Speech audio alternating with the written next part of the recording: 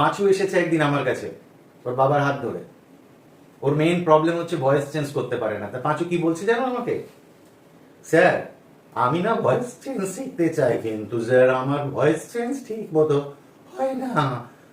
আমাকে স্যার আপনি যদি একটু ভয়েস চেঞ্জ শিখিয়ে দেন তাহলে স্যার আমি পরীক্ষায় ভালো নম্বর পাবো। প্রবলেম, পাঁচুর ভয়েসের প্রচুর চেঞ্জ, ভয়েসে আপ ডাউন হচ্ছে। আমি তখন পাঁচুকে বললাম, দেখ পাঁচু, তোর চেঞ্জড ভয়েস আমি ঠিক করতে পারবো না, ওটা ডাক্তার পারবে, কিন্তু তোর ভয়েস চেঞ্জ না জানাটা জানাতে পরিণত আমি করতে পারবো রে পাঁচু। তুই আমার সঙ্গে ঠিক মতো চলবি তো? আমি যা বলবো করবি তো? হ্যাঁ স্যার করবো, আপনি বললেই স্যার আমি করবো স্যার। ভালো কথা। তা শুধু পাঁচু কেন, তোমরা সবাই এসো ভয়েস চেঞ্জ শেখো। ওয়েলকাম টু মাই চ্যানেল ঘরে ঘরে ইংলিশ। দেখো ভয়েস চেঞ্জে কিন্তু প্রচুর ভ্যারিয়েশন আছে। আজকে একদম বেসিকটা শুরু করছি আমি। দেখো ক্লাস 1 দিয়েছি, এরপর অনেকগুলো এরকম সিরিজ চলবে। তোমরা কিন্তু যদি ভয়েস চেঞ্জ ঠিক মতো শিখতে চাও, এই চ্যানেলের সঙ্গে কানেক্টেড হতে গেলে অবশ্যই আমার চ্যানেলটা সাবস্ক্রাইব করো, বেল বাটনটা কি নক করে দিও, আর শেয়ার কমেন্ট করবে। এসো আজকে আমি ভয়েস চেঞ্জ শেখাই।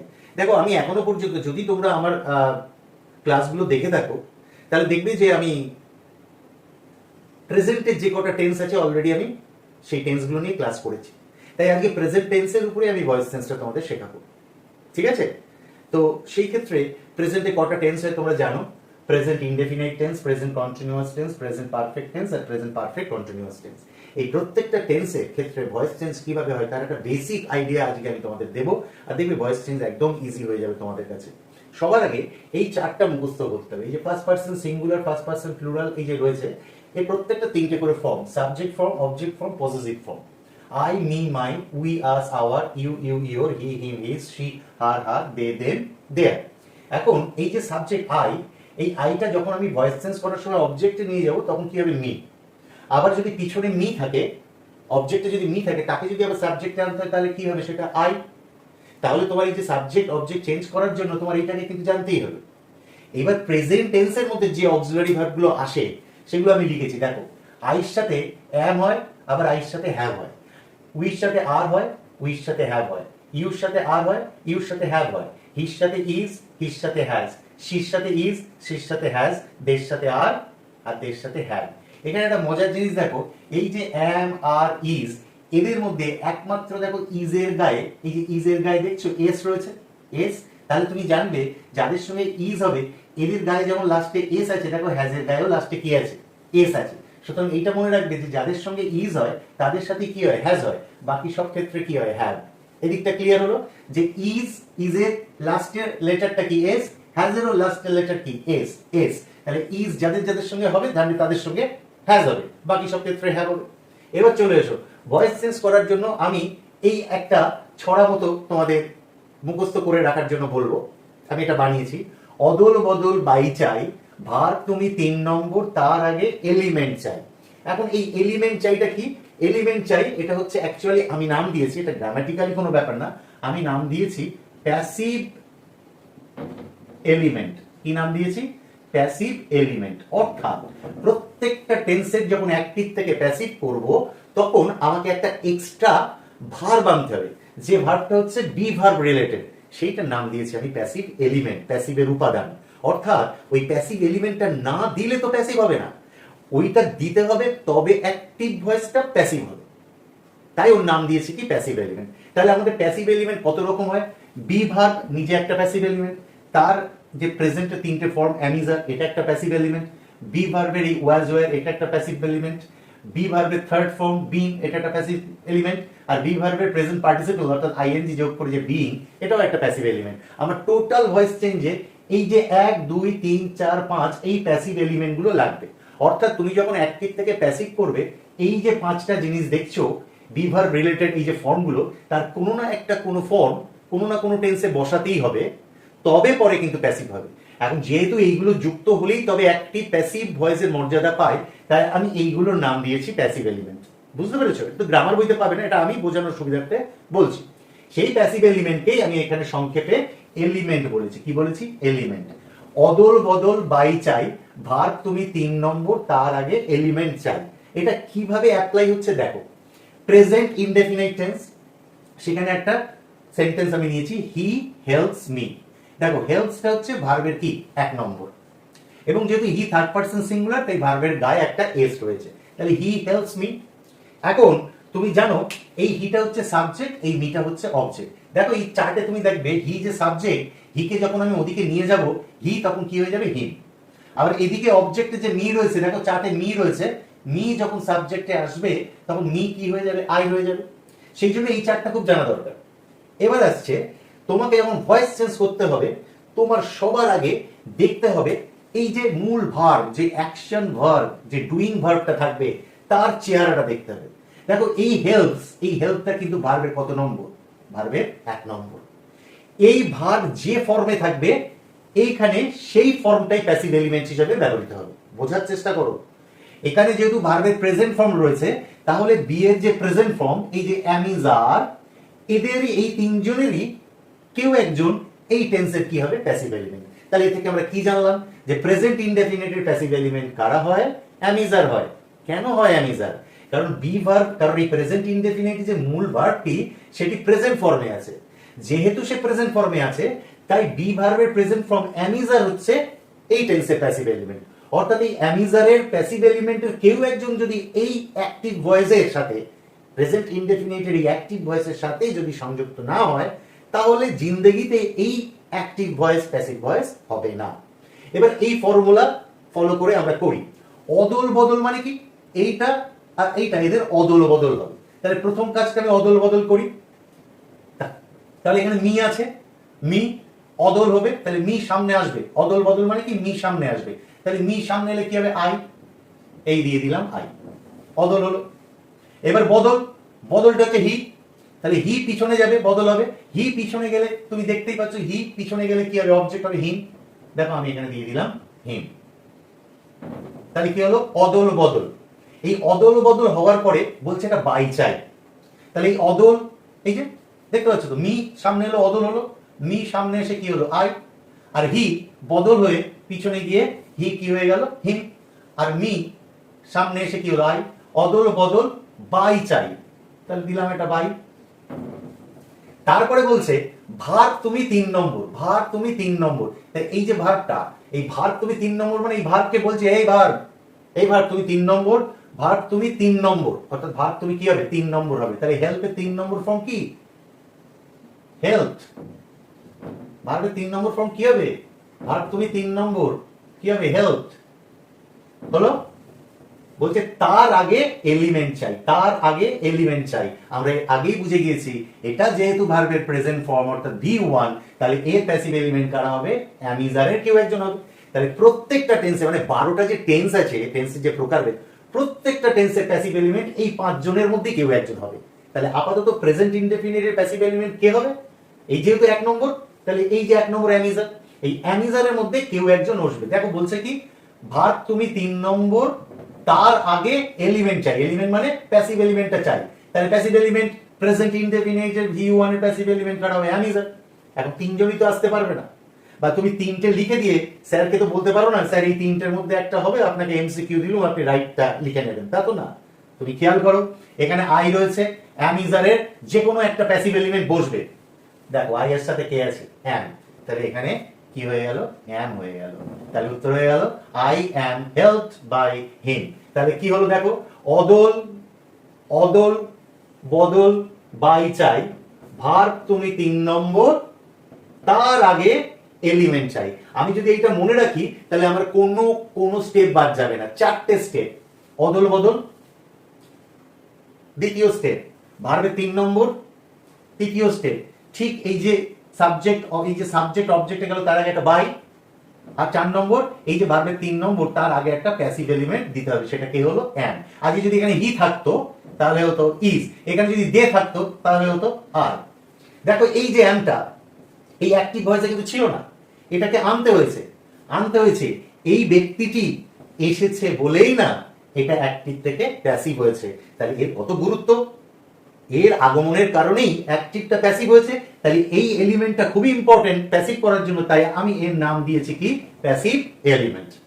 তাহলে এটা মনে রাখবে, অদল বদল বাই চাই, ভার্ব তুমি 3 নম্বর, তার আগে এলিমেন্ট চাই। এলিমেন্ট মানে প্যাসিভ এলিমেন্ট, প্যাসিভ এলিমেন্ট এই কয় প্রকার। যেমন তোমরা বিজ্ঞানে পড়েছো না, কার্বনের রূপভেদ আছে, কার্বনের বহুরূপতা, কার্বন কখনো গ্রাফাইট হচ্ছে, কখনো ভূষাকালি হচ্ছে, কখনো হিয়ক হচ্ছে মানে হিরে হচ্ছে। তেমনি বিভার্বের এতগুলো কি আছে, রূপভেদ আছে। এই বিভার্ব এবং তার রূপভেদ, এই বিভার্ব ফ্যামিলির সবাইকেই হচ্ছে কি প্যাসিভ এলিমেন্টের দায়িত্ব পালন করতে হয়। চলো পরেরটা, present continuous, he is helping me. দেখো তুমি কি প্যাসিভ এলিমেন্ট আনবে এখানে, তার জন্য তোমার পুরো ফোকাস দিতে হবে কার উপরে, হেল্পিং এর উপরে। দেখো হেল্পিং একটা ভার্বের প্রেজেন্ট ফর্ম, তার গায়ে কি আছে, আইএনজি। তাহলে এখানে টোটাল যে প্যাসিভ এলিমেন্ট আছে তার মধ্যে কোনটাতে ভার্বের গায়ে আইএনজি আছে, হ্যাঁ এইটার গায়ে আইএনজি আছে কিনা। তাহলে ওই ফর্মুলা অদল বদল বাই চাই ভার, তুমি 3 নম্বর তার আগে এলিমেন্ট চাই। তাহলে তুমি কি করবে, এই মিটাকে প্রথমে সাবজেক্ট আনবে, তাই তো। তাহলে আমি মি সামনে আনলাম, কি হবে, আই। এবার এখানে অক্সিলারিটা কে রয়েছে, ইজ। এর একটা অক্সিলারি ভাবে এক্সট্রা রয়েছে ইজ। তাহলে আই এর সাথে এই ইজরা 3 বাই এম ইজার, আই এর সাথে কি হয়, এই যে লিখে দিয়েছি এম। তাহলে আই এম, এম বসানোর পরেই আমাকে প্যাসিভ এলিমেন্টটা বসাতে হবে। প্যাসিভ এলিমেন্টটাকে এই আইএনজি ওয়ালা রয়েছে, মানে প্যাসিভ এলিমেন্ট কি হবে, বিইং। আমি লিখে দেবো কি, আই এম বিইং। বুঝতে পারছো, আই এম বিইং। তাহলে হলো ভার্ব, তাহলে হলো কি প্যাসিভ এলিমেন্ট হচ্ছে। এবার ভার্ব তুমি কত নম্বর হবে, 3 নম্বর। তাহলে হেল্প, হেল্প তার আইএনজি কাকে দিয়ে দিয়েছে, বি কে দিয়ে দিয়েছে আইএনজিটা। তাহলে হেল্পের গায়ে আর এখন আইএনজি নেই, এখন হেল্পের দায়িত্ব কি, ভার্ব তুমি 3 নম্বর, ভার্ব তুমি 3 নম্বর হবে। তাহলে কি হবে, হেল্পের 3 নম্বর কি হবে, হেল্প। তারপরে এটা তো অদল হয়েছে, এবার বদল, বদল এই যে মি তো সামনে এসে, মি তো সামনে এসে অদল হয়ে আই হয়েছে, এবার হি বদল হবে। তাহলে হি বদল হলে কি হয়, এই যে চার্ট আমার মুখস্থ, পুরো তো তোর মুখস্থ, ও 2-4 বার করলেই মুখস্থ হয়ে যাবে। হি বদল হয়ে গেল, কি হয়ে গেল, বদল হিম।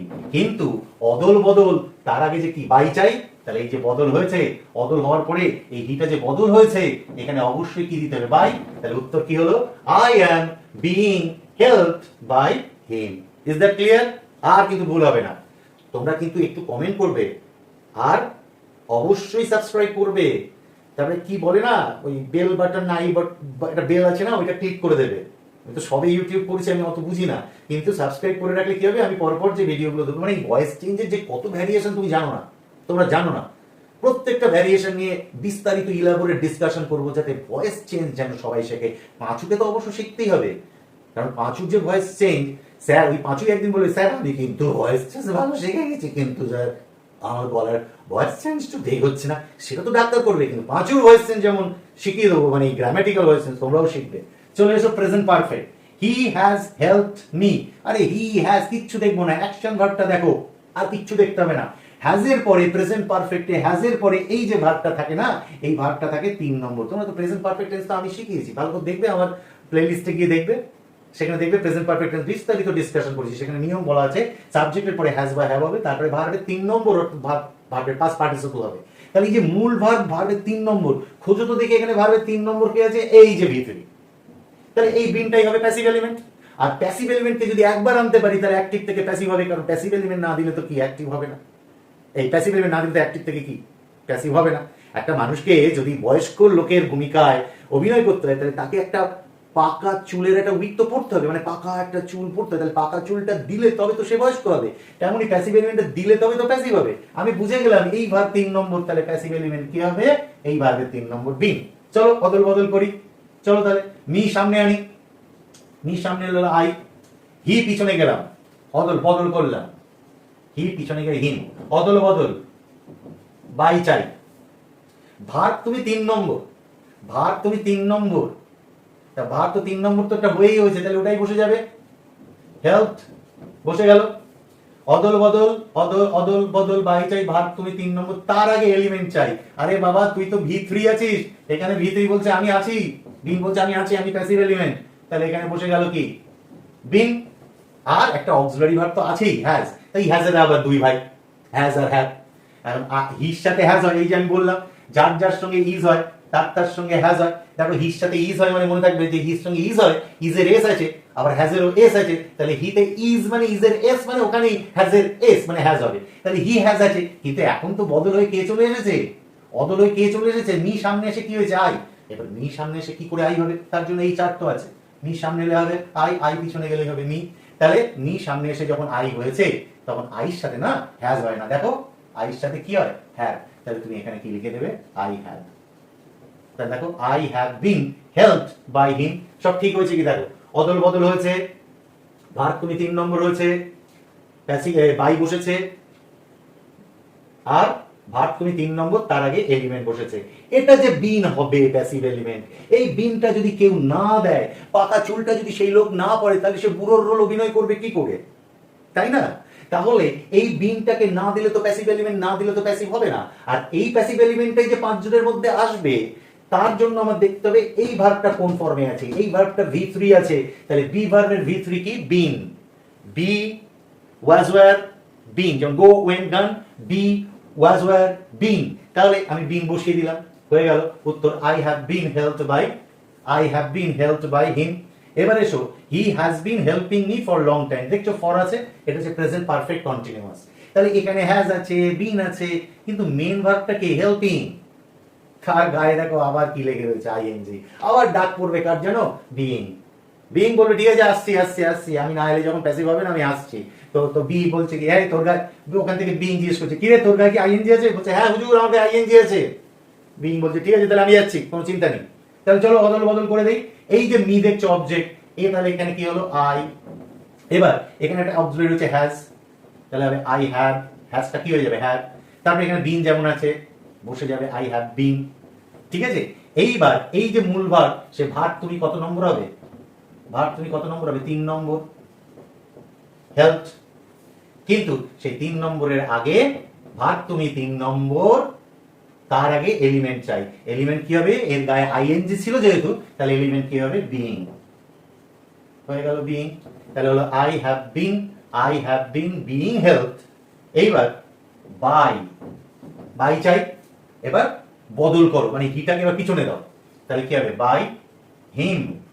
আর লাস্টে এই যে এক্সট্রা, এটাকে আমি বলি লেজুর, মানে অতিরিক্ত, এটা লেজুর এক্সট্রা যেটা, সেটা লাস্টে লিখে দাও, ফর এ লং টাইম। ঠিক আছে? এটা একদম বেসিক প্রাইমারি জিনিসটা যে বোঝালাম, যে আমার কি প্যাসিভ এলিমেন্ট লাগবে, কোথায় কোথায় কোন প্যাসিভ এলিমেন্ট বসবে, 4টে স্টেপ। এই ছন্দের মধ্যে 4টে স্টেপ আছে, অদল বদল, বাই চাই, ভার্ব তুমি 3 নম্বর, তার আগে এলিমেন্ট চাই, এটা মুখস্থ করে নেবে। এই 1 2 3 4 5, এই 5টা প্যাসিভ এলিমেন্ট দিয়ে 12টা টেন্সের ভয়েস চেঞ্জ করা যাবে। আর শুধু এই ছকটা মুখস্থ রাখতে হবে। আর এইগুলো একটু মুখস্থ করবে, তার সাথে কি হয় আমি বলে দিলাম, যার সাথে, যেগুলোর সাথে ইজ হয় সেগুলোর সাথে হ্যাজ হয়, বাকি সব ক্ষেত্রে কি হয়? হ্যাভ হয়। আজকে আর আমি বেশি তোমাদের সময় কিন্তু নষ্ট করবো না, সময় অনেক নষ্ট করবো না। পড়াশোনা প্রচুর করতে হবে, পড়াশোনার জন্য সময় রাখতে হবে, সুতরাং বেশি ইউটিউব বেশি দেখার দরকার নেই। যা হয়েছে যথেষ্ট, এখানেই শেষ করছি কিন্তু, হ্যাঁ এখানেই শেষ করছি। আবার আসবো, আবার হবে ইংলিশে আলোচনা, আবার হবে গ্রামারের নানান বিষয় নিয়ে আলোচনা, writing, story telling, spoken English, কত কিছু হবে, আস্তে আস্তে হবে। তার জন্য তো থাকতে হবে চ্যানেলের সঙ্গে, তাই না? প্রত্যেকটা ঘরে ঘরে যাতে ইংলিশটা প্রসারিত হয়, তার জন্য ঘরে ঘরে ইংলিশ চ্যানেলকে সাবস্ক্রাইব করতে হবে। সাবস্ক্রাইব করবে, শেয়ার করবে, কমেন্ট করবে। আর আজকে এই পর্যন্তই থাক নাকি? টাটা, ভালো থাকো, ইংরেজিটা শেখো। আর 5 মতো তোমরাও ভয়েস চেঞ্জ শেখো। টাটা।